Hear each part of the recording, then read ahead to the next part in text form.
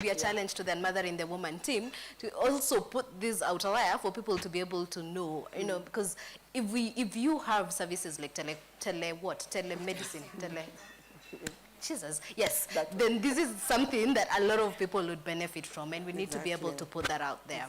Maggie, I'm still reeling from your conversation and your story and your experience, and my mind is telling me, no, that should not be the thing that is happening to women. And I'm very tempted to, I'm skipping you, Grace, to jump to Farida and understand, because Maggie says she wasn't working at that particular point, but I'm asking myself, there are women who are going through this working, and we know that we had some employers who are not very open to working from home. And we also have some jobs that you cannot work from home, you know. As a HR official, what is your thought about the conversations? Because we've had appeals from women way before the pandemic about flexi time, proper lactation rooms, and functional lactation rooms, you know,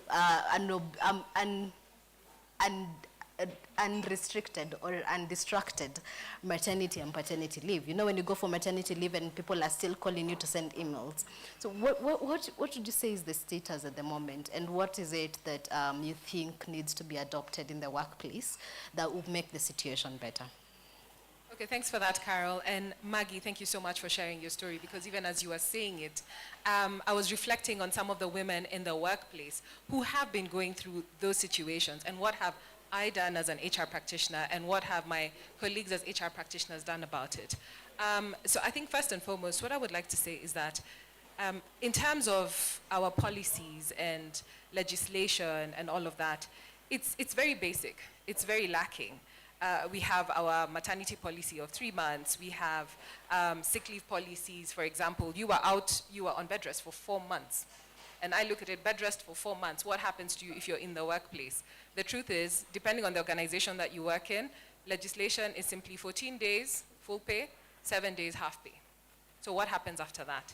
And organizations that adopt superior legislation actually go to 30 days with full pay, 15 with half. So what happens after that? Okay? So there's a bit of an economic crisis that comes in. Now, this is something that has not necessarily made it to the forefront, and now it's a conversation that is happening. How do we support our mothers in corporate environments? So you're male, you're female, this is what legislation says, but now we are having more conversations around that. We are, despite the fact that pre-COVID, working flexibly was unheard of. A lot of organizations, in fact, when COVID was announced, was it on 13th of March? Immediately, and I was sharing this with one of our panelists, we started working from home shortly thereafter. They also started working from home shortly thereafter. Most of Kenya moved to working from home, all right? But shortly thereafter, I mean, you have essential services. You have people in the medical sector, people in the banking sector who still had to go to the office. And you know what happened is that even as HR practitioners, we were fumbling. We've never seen anything like this. Who knows what to do in a pandemic? You're all just sort of creating forums and trying to figure out, okay, so first of all, when somebody has COVID, is it sick leave? Is it annual leave? What do we do? How do we support this person? So you have pregnant women who are vulnerable. What do we do? They're working in a banking hall. Does this lady have to come to the office? So if they don't come to the office, can they work from home? Are you going to tell her from the house? You can't. Yeah. So how do we support them? So these are the conversations that are ongoing. So what I can say is that in terms of policies, pretty rudimentary, but we are getting there. We are creating a lot of support systems. What organizations are doing now, they do have special policies to support the mother. I like some of those things that we are seeing. I like the fact that a lady can actually stay from home, be given alternative work, not necessarily lose her job because she is pregnant. So that much I like. I like that we are now getting medical insurance covers that cover COVID. That was a really, really, really big deal, by the way. So that is something that I really like. I like that we have in place employee assistance programs. I like that, you know, we're having conversations around proactive therapy. I listened to Maggie's story, and Maggie went into therapy. Was it 7 months? 7 months after? When the baby was 7 months. So you can only imagine the sort of trauma that she's gone through from the time that she was pregnant, the time she gave birth, and all that time. I mean, I'm sure that there has been a lot of healing that had to happen. But now as HR practitioners, we are saying, you know what? We need to recognize this. So we're in that recognition space. So we are recognizing this. this is a problem, this is something that needs to be addressed. You can't look at an expectant mother in this COVID era like any other woman, like any other employee. It's not that this person is sick, but this person has a condition where they need a little bit of special attention, and there's nothing wrong with that. So that's where we are at in terms of our headspace. There is a lot of awareness creation that has to happen, and that is happening, because even in our workplace, let me tell you, your managers have no clue. They're also fumbling, they're also learning. So we have to create awareness, we have to sensitize them as to the sort of journey that an expectant woman goes through. Now, I know I'm saying this and I'm not mentioning any specific policies. I mean, they're very, it depends on your organization, basically. And it's just a progressive discussion that is happening. So I'm going to put legislation aside because that's not really helping us much right now. And then creating support systems. So I keep saying that, you need to create an environment of psychological safety. How do you create an environment of psychological safety?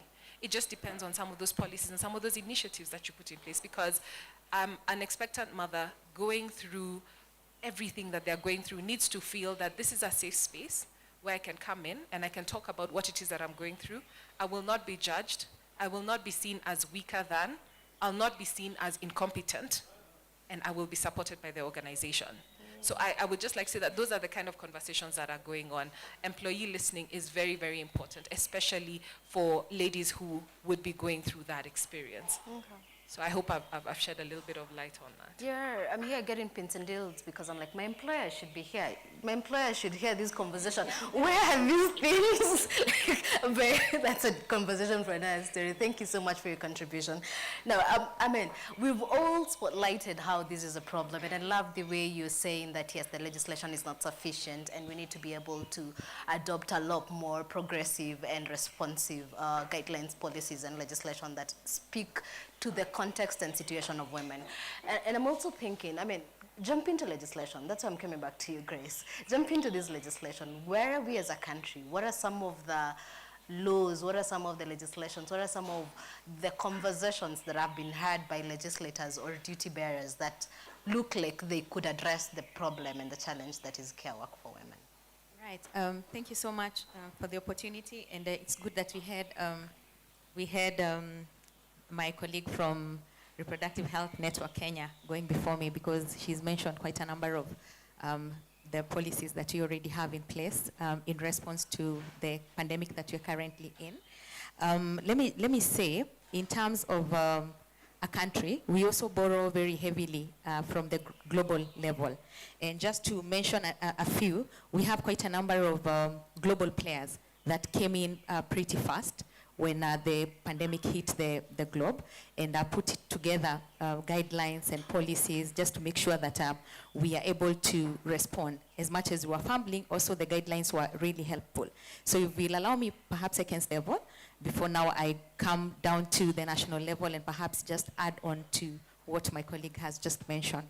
So at the policy level, at the global level, we had most of them first were done between the months of May and April 2020. So that was like a month after the pandemic was announced. Yeah, and one of them is the UNFPA technical brief for maternity services, which was released on 10th April.